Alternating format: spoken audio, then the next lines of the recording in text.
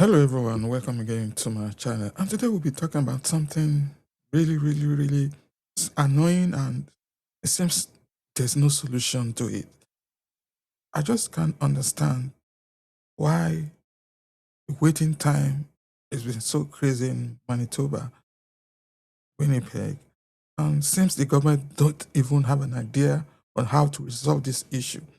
Personally, I had my own experience, but there's a story of a man that happened recently, and I just begin to wonder what could be a solution to all this. Let's take a listen to this story and tell me what you think in the comment section on what really needs to be done, because we have come to a point where we just have to find a solution to all this, because it's becoming annoying, and it is becoming crazy to see things like this happen, and seems nobody has a solution to it. So let's take a listen and tell me what you think. Good evening. Thanks for joining us. We begin tonight with another disturbingly long wait for a city ambulance. This time, a man in Wolseley who slipped outside was left waiting 11 hours before help arrived. CTV's Harrison Shin spoke with him today all about the ordeal and joins us now live. So Harrison, how is he doing? Marilyn, the man spent about 2 weeks in Grace Hospital after getting hip surgery. He says the pain was so overwhelming, he didn't even really react to the wait time, but now he's calling for a better system. We're sitting at? Okay, so that's the chair I was sitting in for 11 hours while I waited for the ambulance. Not very comfortable. Spending both Christmas and New Year's Eve in a hospital bed wasn't part of Ken McKinnon's holiday plan. McKinnon says at around 9:50 a.m. on Saturday, December 20th, he was walking to his car on this street in Wolseley when he slipped. He tried to get up, but he couldn't. He was lying in the roadway. A few minutes later, his neighbor Craig Wallace and his wife Christy saw him from their window. I then ran outside, got my jacket on, ran outside. By that time, there was a second person with him and assessed the situation.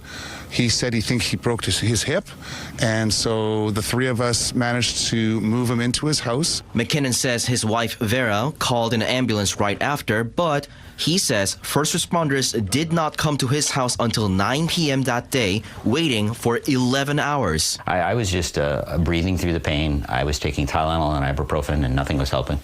And I basically just couldn't move. Like if I moved like even slightly, a millimeter, I would be in shocking pain. McKinnon says he was transported to Grace Hospital. He had a fractured hip, got a surgery done, and was discharged on New Year's Day. McKinnon says there has to be a system to deal with lengthy wait time. After a certain point of length, you really need to be picked up, because that's detrimental to your health, your mental health, and who knows how much it can make your injury worse.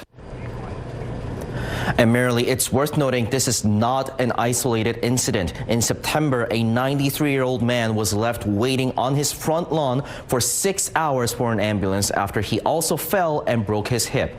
While the Winnipeg Fire Paramedic Service would not comment on the incident, citing patient privacy as the reason, the union representing paramedics called it unacceptable. So Harrison, what is the city saying about McKinnon's case? Merrily, the city says it cannot provide specific details on this case due to privacy reasons. However, a spokesperson confirmed there was a staffing shortage on December 20th. Out of 19 ambulances that are normally on shift, 16 were staffed for daytime, 14 for the night shift. And in terms of the wait, they say the dispatchers use a triage system, meaning depending on the severity, some people may wait longer than others, similar to emergency rooms. All right, thanks for this, Harrison. Now, you see, at this point, I don't think there's a solution. Government don't know what to do.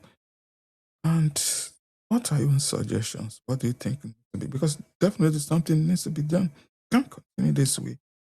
When my kid just had an ear infection, we waited for hours, over in fact, till the morning before he was finally answered.